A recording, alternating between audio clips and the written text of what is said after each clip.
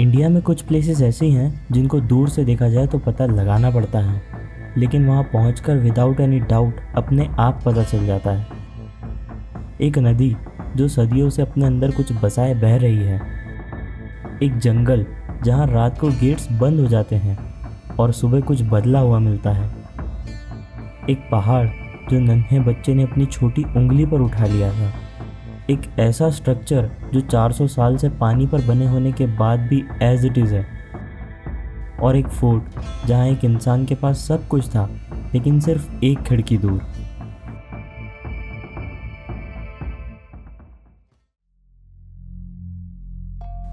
कुछ सफ़र ऐसे होते हैं जिनके बारे में हम पहले ही वीडियोस या फोटोज़ में देख चुके होते हैं, लेकिन जब वो एक्चुअली स्टार्ट होते हैं तो बिल्कुल रॉ लगते हैं और देखने और जीने का डिफरेंस तभी क्लियर होता है। शहर पीछे छूट रहा था और एक अजीब सी एक्साइटमेंट विदाउट एनी रीज़न बढ़ रही थी।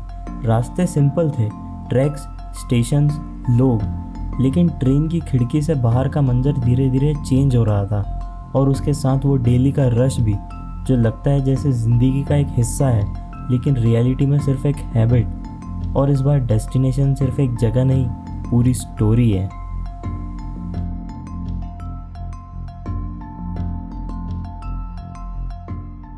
विंडो के बाहर सनसेट और माइंड में एक थॉट कि क्या सच में ऐसी जगह एग्जिस्ट करती है जहाँ हर गली में एक कहानी हो।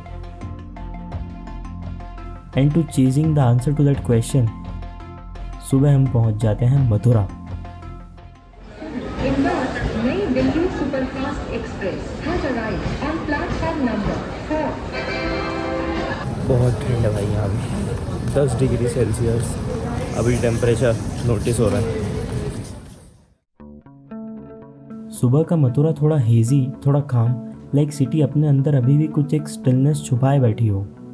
कहते हैं ये वही प्लेस है जहाँ एक रात एक जेल के अंदर एक बच्चे का जन्म हुआ था और उस एक मोमेंट ने पूरी दुनिया की स्टोरी चेंज कर दी। और उन स्टोरीज़ की तरफ बढ़ने के लिए हम बैठे ऑटो में और पता चल गया कि हम ब्रज में आ गए हैं, क्योंकि भैया ने पहली बात ही ये बोली, राधे राधे भैया जी, राधे राधे राधे राधे। मथुरा को समझने के लिए सिर्फ देखना इनफ नहीं होता, यहाँ की स्टोरीज समझनी पड़ती है। और फिर रास्ते हमें ले जाते हैं यमुना नदी के ब्रिज पर। करंटली जो कंडीशन थी वो देखकर मैं लिटरली शॉक रह गया, क्योंकि मुझे इतने झाग का बिल्कुल अंदाज़ा नहीं था। मतलब हालत देख के दिल थोड़ा हैवी हो गया।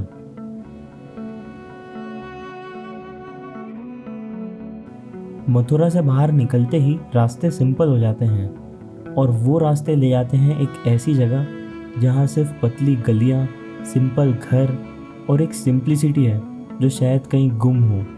गोकुल। यहाँ एक घर है जहाँ एक माँ ने अपने बच्चे को झुलाया था, यशोदा भवन। कहते हैं कृष्ण जी की शरारतें यहीं से स्टार्ट हुई थी, माखन चोरी और वो सारी छोटी छोटी बातें जो आज स्टोरीज बन चुकी है। लेकिन अगर ध्यान से देखो तो ये सिर्फ स्टोरीज नहीं लगती, ये रियल मूवमेंट्स लगते हैं जो कभी यहीं हुए थे। फिर आज लिया हमने मथुरा का सबसे पहला स्वाद, यहाँ की फेमस सब्जी कचौरी। इसके कंपैरिजन का तो पता नहीं, लेकिन इसमें भी एक अलग मज़ा है। फिर इन्हीं स्टोरीज़ को समझने के बाद रास्ते वापस ले आते हैं हमें यमुना घाट की तरफ। यमुना एक रिवर जो बस फ्लो ही नहीं करती, सदियों से स्टोरीज़ भी कैरी कर रही है। कहते हैं जब कृष्ण भगवान पैदा हुए थे तो उन्हें इसी यमुना नदी के पार ले जाया गया था, और उस रात बहते हुए पानी ने भी पिता को अपने बच्चे को बचाने के लिए रास्ता दे दिया। और एक बात समझ आई, ये कनेक्शन जो लोग यहाँ फील करते हैं वो एक्सप्लेन नहीं होता, सिर्फ होता है। ये जगह कुछ मांगती नहीं तुमसे, बस आना काफ़ी है। आज भी जब उस फ्लो को ऑब्जर्व करो, बिलीव ही नहीं होता कि ऐसा कुछ हो सकता है, but the history holds the truth.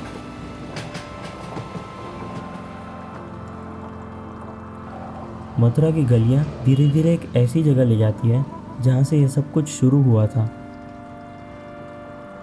Krishna जन्मभूमि। बोलते हैं ये वो एग्जैक्ट स्पॉट है जहाँ एक छोटा सा ऑलमोस्ट डार्क जेल जैसा कमरा, जहाँ एक रात में पूरी दुनिया बदल गई। कंस ने अपनी मृत्यु के कारण वासुदेव और देवकी को कैद कर रखा था, लेकिन उस रात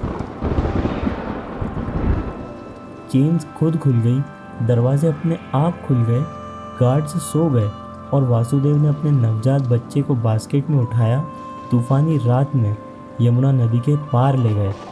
हो सकता है कि ये सोचने में थोड़ा अनरियल लगे, बट सिर्फ सोचने में।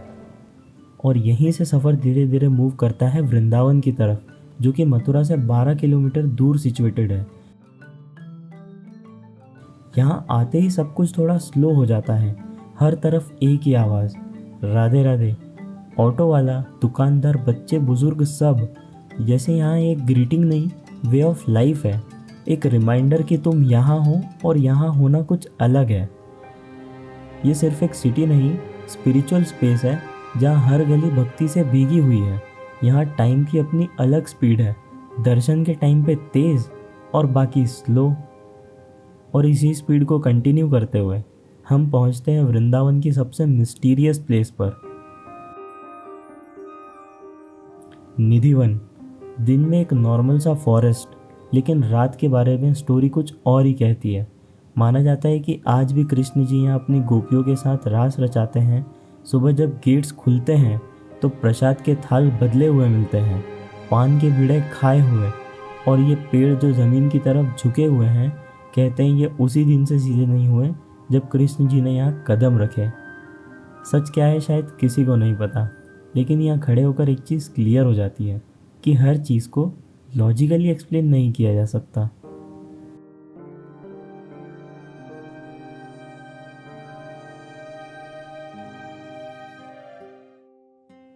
और शायद इसी मिस्ट्री के बाद शाम ढलने लगी, गलियों के रंग बदलने लगे।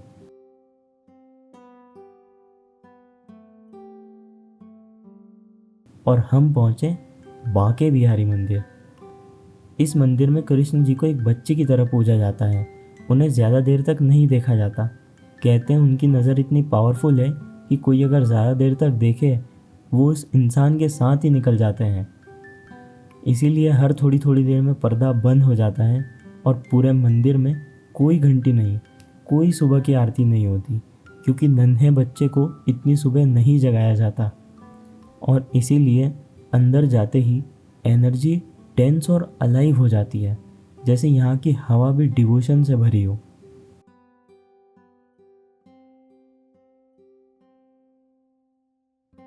और आगे का रास्ता है राधा रमन मंदिर। यहाँ की मूर्ति किसी इंसान ने नहीं बनाई, एक शालिग्राम शिला थी जो एक रात खुद मूर्ति में बदल गई, सेल्फ मैनिफेस्टेड। और यहाँ राधा जी की कोई अलग मूर्ति नहीं, सिर्फ कृष्ण जी की है, क्योंकि माना जाता है कि यहाँ वो खुद में ही राधा जी को समाये हुए हैं। और शाम के साथ रास्ते वापस ले आए यमुना किनारे केशी घाट। यहाँ कृष्ण जी ने केशी राक्षस का वध किया था, एक जायंट हॉर्स का रूप लिया राक्षस जो कंस ने भेजा था। और उस वध के बाद कृष्ण जी ने यही स्नान किया था। आज भी उसी जगह आरती होती है।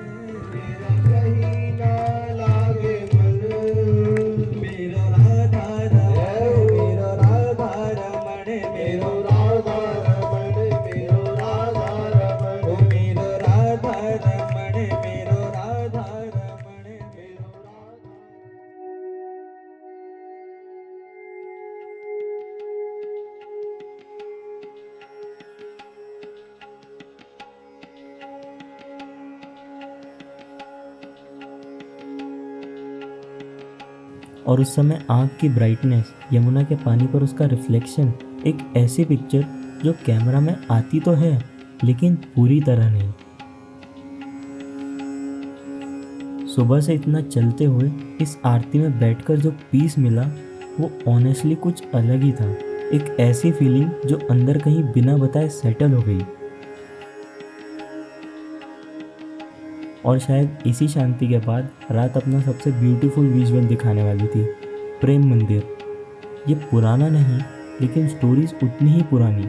हर दीवार पर राधा कृष्ण की लीलाओं की कार्विंग्स इतनी डिटेल में कि घंटों देखते रहो फिर भी कुछ बचा रह जाए।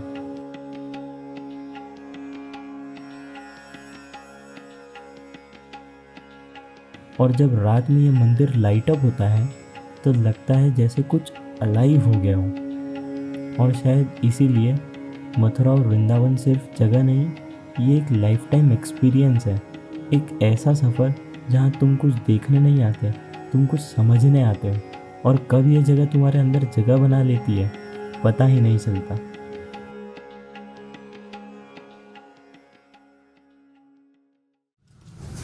तो आज तीनों भाई ने पहन लिए कुर्ते और आज हम जा रहे हैं बरसाना। बोलो राधे राधे। सुबह की शुरुआत सिंपल थी, पोहा और सब्जी कचौरी। एक ऐसा ब्रेकफास्ट जो शायद सफ़र के लिए परफेक्ट लगता है, और कभी कभी बड़े सफ़र की शुरुआत होती ही ऐसी छोटी बिगनिंग्स के साथ है। बाबा यशोदा भैया हाँ पूरे देवी देवताओं की परिक्रमा गाएंगे। माता पिता पूरे हो गए थे तो कृष्ण भगवान ने कहा था कि इनको लेके कहाँ चलना है, तो उन्होंने सारी देवी देवता मथुरा में स्थापित थे 84 कोस के अंदर, जिसमें आपको अमरनाथ भी मिल जाएगा, यहाँ पर केदारनाथ भी मिल जाएगा, सारे मतलब जो भी है सब मथुरा में। ऑटो की आवाज़, रोड का रश, और धीरे धीरे रास्ते चेंज होने लगते हैं, और साथ में सफ़र का मीनिंग भी। मथुरा से गोवर्धन तक का रास्ता सिर्फ डिस्टेंस कवर करना नहीं, ये तुम्हें एक और स्टोरी के करीब ले जाता है। आज रास्ते जा रहे हैं एक ऐसी जगह जहाँ पहाड़ की पूजा होती है। गोवर्धन सिर्फ एक पहाड़ नहीं, पहली नज़र में ये अनरिमार्केबल लगता है, 25 से 30 मीटर ऑलमोस्ट फ्लैट। लेकिन इस पहाड़ के बारे में लिखा है कभी ये 3 किलोमीटर ऊंचा था, और एक श्राप की वजह से ये रोज़ तिल भर छोटा होता जा रहा है। आज भी रोज़ परिक्रमा शुरू हुई, और चलते चलते गोवर्धन की स्टोरी भी। एक दिन कृष्ण जी ने गांव वालों को इंद्र देवता की पूजा करते हुए देखा। बोले, गोवर्धन को पूजो, वो घास देता है, शेल्टर देता है, वो हमारा असली रक्षक है। इंद्र गुस्से में आ गए। 7 दिन 7 रात का तूफान आ गया, और कृष्ण जी तब सिर्फ एक बच्चे थे, फिर भी पूरा गोवर्धन पर्वत अपनी छोटी उंगली पर उठा लिया। पूरे वृंदावन को शेड मिल गया। चलते चलते लोग भी दिखते हैं, कोई नंगे पाँव, कोई दंडवत करते हुए। 3 कदम चलते हैं, ज़मीन पर लेटते हैं, उठते हैं, फिर 3 कदम, ऐसा पूरा 21 किलोमीटर्स तक। ये देख के एक चीज़ समझ आई, डिवोशन का कोई शॉर्टकट नहीं होता, हर किसी का रीज़न अलग होता है, लेकिन रास्ता सबका सेम होता है।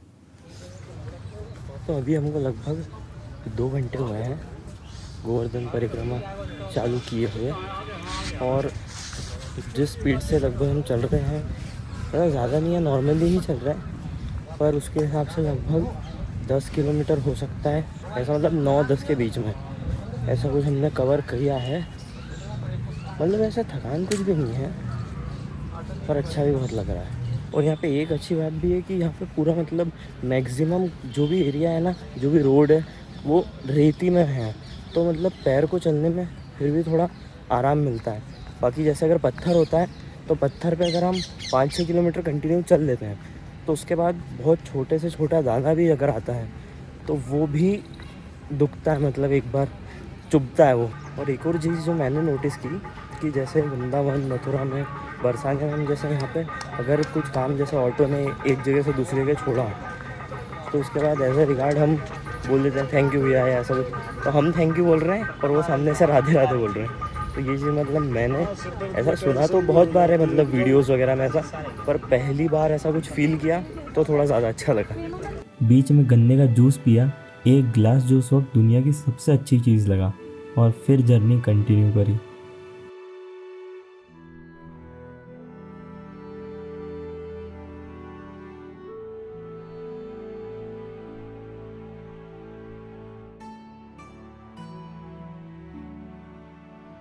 और फिर एक जगह आती है जो इस पूरी जर्नी का सबसे डीप पार्ट मानी जाती है, राधा कुंड। कहते हैं जब कृष्ण जी ने अष्टासुर का वध किया था, उसके बाद राधा रानी ने उनसे कहा कि पाप धोने के लिए स्नान करो। कृष्ण भगवान ने अपनी डिवाइन पावर से एक कुंड बनाया, श्याम कुंड, और राधा रानी ने अपने हाथों से राधा कुंड का भी निर्माण किया। माना जाता है कि इन दोनों कुंड का पानी सिर्फ पानी नहीं, एक स्पिरिचुअल कनेक्शन है, और शायद इसीलिए यहाँ आकर लोग सिर्फ रुकते नहीं, थोड़ा पॉज कर जाते हैं।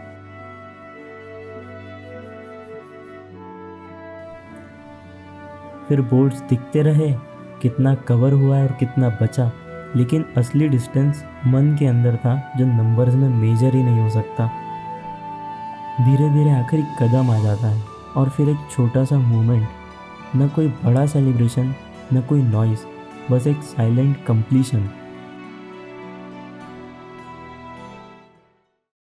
और फिर रास्ते चेंज होते हैं, गोवर्धन की सिंप्लिसिटी से बरसाना की तरफ। गोवर्धन में एक वास्ट स्पिरिचुअलिटी थी, बरसाना में एंटर करते ही सब कुछ थोड़ा सॉफ्ट हो जाता है, हवा बदल जाती है, क्योंकि ये जगह राधा रानी का जन्म स्थान है और शायद इसीलिए यहाँ की हवा में भी एक सॉफ्टनेस है।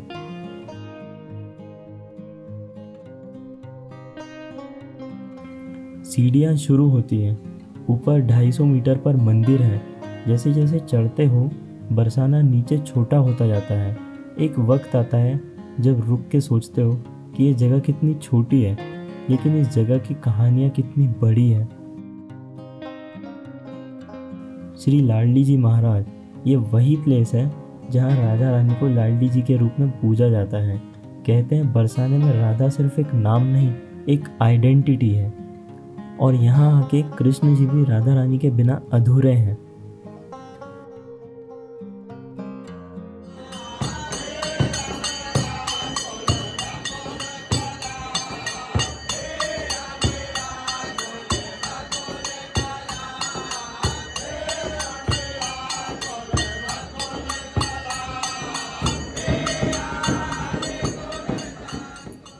और एक फैसिनेटिंग चीज़, बरसाना की 4 पहाड़ियाँ कहते हैं ब्रह्म जी के 4 सहार हैं।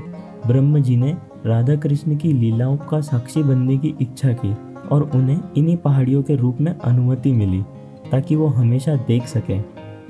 सनसेट धीरे धीरे स्टार्ट होने लगा और बरसाने का रंग और डीपन हो जाता है। और फिर जाते हैं एक और जगह, कीर्ति मंदिर। राधा रानी की माँ कीर्ति जी को डेडिकेटेड है। कहते हैं यहाँ राधा रानी का बचपन उन्हीं के साथ गुजरा था और शायद इसीलिए यहाँ का एटमॉस्फेयर थोड़ा डिफरेंट है, थोड़ा घर जैसा। आसपास की साइलेंस, मंदिर की सिंप्लिसिटी, सब कुछ एकदम इजी लगती है।